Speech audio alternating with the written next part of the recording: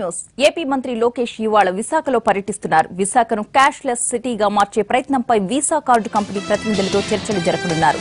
వైజాగ్ సిటీలో ట్రావెల్ కార్డులు, కొనుగోలు కార్డులు ప్రవేశపెట్టాలని యోచిస్తున్నారు. విశాఖలో పెద్ద ఎత్తున కార్డులు అమల్లోకి తేవడానికి యాక్షన్ ప్లాన్ కూడా రెడీ అవుతోంది. ఈ మీటింగ్ అందుకు వేదికగా మారనుంది. అమరావతిలో భారీ వర్షం దెబ్బకు సెక్రటేరియట్, అసెంబ్లీలోకి నీళ్లొచ్చాయి. చివరకు ఫస్ట్ ఫ్లోర్ లో కూడా నీళ్లు రావడంతో సిబ్బంది బకెట్లతో తోడి బయట పారబోయాల్సి వచ్చింది. రూఫ్ లో ఫిట్ చేసిన లైట్లు, ఏసీల్లోంచి నీళ్లు కారడం అధికారుల్ని విస్మయపరిచింది. రూఫ్ నుంచి నీళ్లు ఎందుకు కారుతున్నాయనే విషయాన్ని ఇంజనీరింగ్ సిబ్బంది పరిశీలిస్తున్నారు. అసెంబ్లీలో ప్రతిపక్ష నేత జగన్ ఛాంబర్ రూఫ్ నుంచి కూడా ధారగా నీళ్లు కారడం కలకలం రేపింది. దీంతో ముందు జగన్ ఛాంబర్ ను సరిచేయాలని చీఫ్ ఇంజనీర్స్ పరుగులు పెడుతున్నారు. ఇప్పటికే సీఆర్డీఏ కమిషనర్ వాటర్ లీకేజ్ ను పరిశీలించి అధికారులకు తగిన సూచనలిచ్చారు. కొత్త బిల్డింగ్ల నుంచి అప్పుడే నీళ్లు కారడమేంటని స్థానికులు చర్చించుకుంటున్నారు. అమరావతిలో కురిసిన తొలి వర్షానికి కొత్తగా కట్టిన సెక్రటేరియట్, అసెంబ్లీ జలమయం కావడం విమర్శలకు దారితీస్తోంది. నిర్మాణాల్లో నాణ్యత లేదని మొదటి నుంచి చెబుతున్నామని వైసీపీ స్వరం పెంచింది.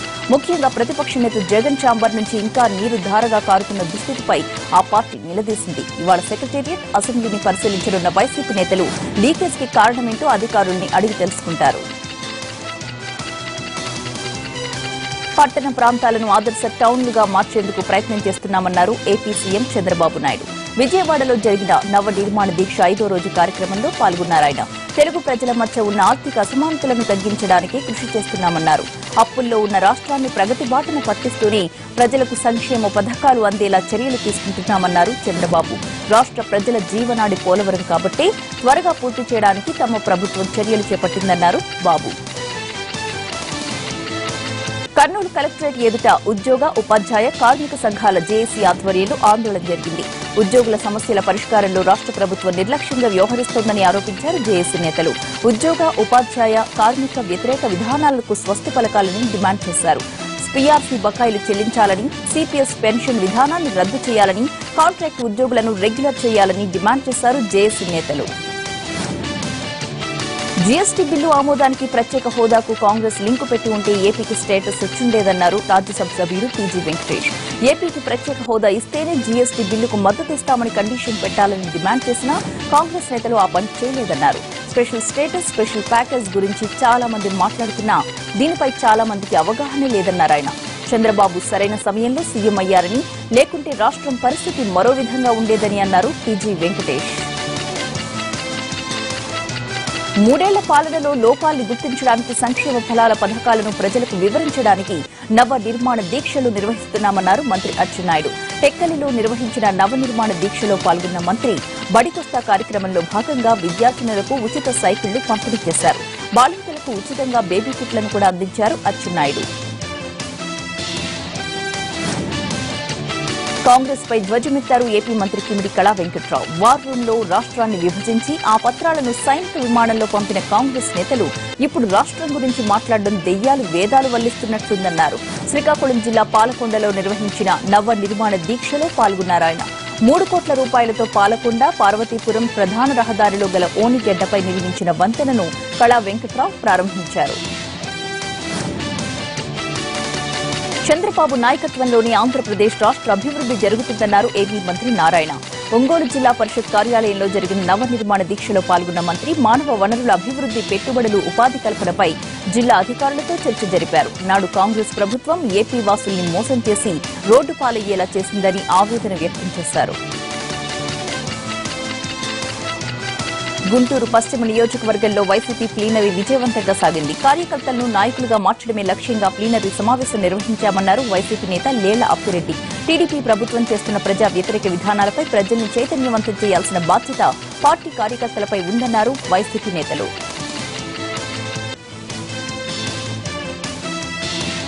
వైసీపీ ఎంపీ విజయసాయిరెడ్డిపై నిప్పులు చెరిగారు టీడీపీ ఎమ్మెల్యే బండారు సత్యనారాయణమూర్తి. విశాఖను దోచుకోవడానికి విజయసాయిరెడ్డి నగరానికి వస్తున్నారని ఆరోపించారు.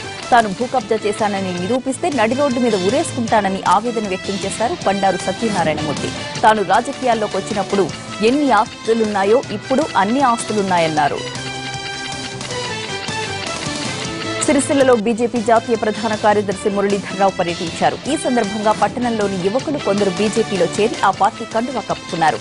కాంగ్రెస్ పార్టీ బ్యాటరీ ఇంజిన్ లేని పార్టీ అని ఎద్దేవా చేశారు మురళీధర్రావు. టీఆర్ఎస్ మతతత్వ రాజకీయాలను ఎదుర్కొనేది ఒక్క బీజేపీయేనన్నారు. 2019 ఎన్నికల్లో తెలంగాణలో కమలం పార్టీ అధికారంలోకి వస్తుందన్నారు కేంద్ర మంత్రి హన్స్రాజ్ గంగారాం అయ్యర్. 3 ఏళ్ల మోడీ పాలనలో ఎన్నో సంక్షేమ కార్యక్రమాలు అమలు చేసినట్టు తెలిపారు మంత్రి. నల్గొండలో బీజేపీ శ్రేణులు ఏర్పాటు చేసిన సబ్కా సాత్ సబ్కా వికాస్ కార్యక్రమంలో హన్స్రాజ్ పాల్గొన్నారు. రాష్ట్రంలో ప్రజా హక్కులను సీఎం కేసీఆర్ కాలరాస్తున్నారని ఆరోపించారు తెలంగాణ సీపీఐ రాష్ట్ర కార్యదర్శి చాడా వెంకటరెడ్డి. ధర్నా చౌక్ తొలగింపు నిర్ణయాన్ని తీవ్రంగా తప్పుపట్టారాయన. మాయమాటలతో ప్రజల్ని నమ్మించడంలో టీఆర్ఎస్ ఇంకా సఫలీకృతం అవుతోందన్నారు చాడా. రైతు ఆత్మహత్యలపై ఆవేదన వ్యక్తం చేసిన ఆయన ధాన్యం కొనుగోళ్ల బకాయిలను రైతులకు వెంటనే చెల్లించాలని డిమాండ్ చేశారు. తెలుగు రాష్ట్రాల మధ్య కొత్త పంచాయతీ నడుస్తోంది. తెలంగాణ విద్యుత్ సంస్థలు ఏపీకి 4,000 కోట్లకు పైగా బకాయిలు పడ్డంతో ఇక బిల్లు కట్టకపోతే పవర్ నిలిపేస్తామని లేఖ రాసింది ఏపీ జెన్కో. దీనిలో ఏపీకి బొగ్గు సరఫరా చేస్తున్నందుకు 1,400 కోట్లు మినహాయించుకుని మిగతా నిధులు కట్టాలని కోరింది. అయితే ఏపీ పవర్ సరఫరా నిలిపివేత డిమాండ్ను తెలంగాణ లైట్ తీసుకుంటోంది. ఇప్పుడు ఏపీ పవర్ నిలిపివేసినా తమకు ఏ సమస్య లేదని, సోలార్ పవర్తో పాటు ఛత్తీస్గఢ్ పవర్ సిద్ధంగా ఉందని తెలంగాణ ట్రాన్స్కో అధికారులు చెబుతున్నారు. మొత్తం మీద విద్యుత్ వివాదం ముదిరి పాకాన పడేలా కనిపిస్తోంది.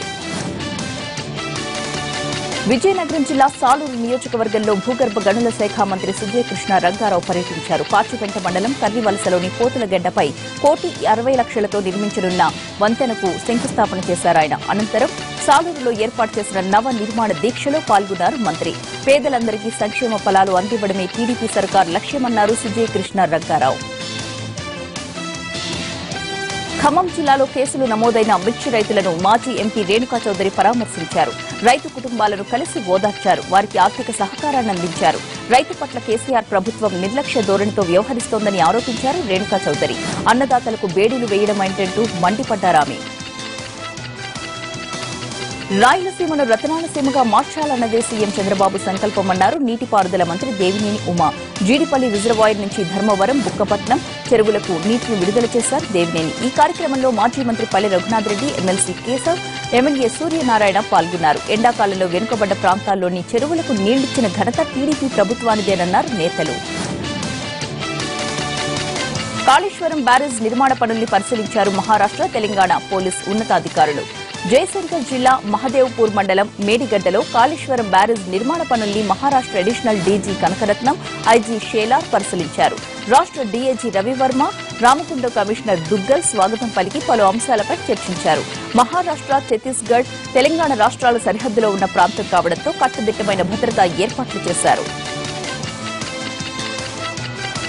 నకిలీ విత్తనాలు తయారు చేసిన రైతులకు అమ్మిన కంపెనీలపై కఠిన చర్యలు తీసుకుంటామన్నారు తెలంగాణ వ్యవసాయ మంత్రి పోచారం శ్రీనివాసరెడ్డి. జడ్చర్లలో పర్యటించిన మంత్రి నకిలీ విత్తనాల కంపెనీల యజమానులపై పీడీ యాక్ట్ కింద కేసులు పెడతామన్నారు. విత్తన కంపెనీల ప్రకటనలకు మోసపోకుండా వ్యవసాయ అధికారులు సూచించే విత్తనాలనే కొనాలన్నారు. విజయనగరం జిల్లా శృంగవరపుకోటలోని అగ్నిమాపక కేంద్రంలో హోంమంత్రి నిమ్మకాయల చినరాజప్ప ఆకస్మిక తనిఖీలు చేశారు. ఈ సందర్భంగా సిబ్బంది పనితీరుపై ఆగ్రహం వ్యక్తం చేశారు. అటెండెన్స్ రిజిస్టర్ను గమనించి అవకతవకలపై ఆరా తీశారు. హాజరు సరిగా లేకపోవడంతో ఆగ్రహం వ్యక్తం చేశారు. పరిటాల రవీంద్ర ట్రస్ట్ ఆధ్వర్యంలో గతేడాది ఉచిత సామూహిక వివాహాలు చేసుకున్న వధూవరులకు చెక్కులను పంపిణీ చేశారు మంత్రి పరిటాల సునీత. సీఎం చంద్రబాబు హామీ మేరకు ఒక్కో జంటకు 10,000 రూపాయల చెక్ అందించారు. కరువు సీమలో వివాహాలు చేయలేని కుటుంబాలకు ఆసరాగా ఉండేందుకు పరిటాల రవీంద్ర ట్రస్ట్ ద్వారా ఏటా సామూహిక వివాహాలు జరిపిస్తున్నామన్నారు సునీత. 3వ విడత హరితహారాన్ని కరీంనగర్ వేదికగా ప్రారంభించనున్నారు సీఎం కేసీఆర్. దీంతో అధికారులు ఏర్పాట్లలో నిమగ్నమయ్యారు. ఏర్పాట్లపై పీఎంఓ కార్యాలయ ప్రత్యేక కార్యదర్శులు స్మితా సభ్రవాల్, వర్గీసులు కరీంనగర్లోని కలెక్టరేట్ ఆడిటోరియంలో సమీక్ష నిర్వహించారు. మానేరు రివర్ ఫ్రంట్ నిర్మాణం కోసం నది ఒడ్డున జరుగుతున్న పిచ్చి మొక్కల తొలగింపు స్థలంతో పాటు హరితహారం కోసం ఎల్ఎండి డ్యాం పరిసర ప్రాంతాల్లో అనువైన స్థలాన్ని పరిశీలించారు. వానాకాలంలో ప్రమాదాలు జరగకుండా ముందస్తు చర్యలకు దిగారు జీహెచ్ఎంసీ అధికారులు. ముందస్తు చర్యల్లో భాగంగా పురాతన భవంతులను కూల్చివేస్తున్నారు. సికింద్రాబాద్ మోండా మార్కెట్లోని 90 ఏళ్ల పురాతన ఆలయం కట్టడాలను కూల్చివేశారు. దేవాలయం శిథిలావస్థకు చేరుకోవడంతో ముందుగా నోటీసులు జారీ చేశారు అధికారులు. ఆలయానికి వచ్చిన భక్తులకు ముందుగా సమాచారం ఇచ్చి బయటకు వెళ్లాక కూల్చివేతలు కొనసాగించారు. సో బ్రేక్ తీసుకుందాం, స్టే ట్యూన్డ్.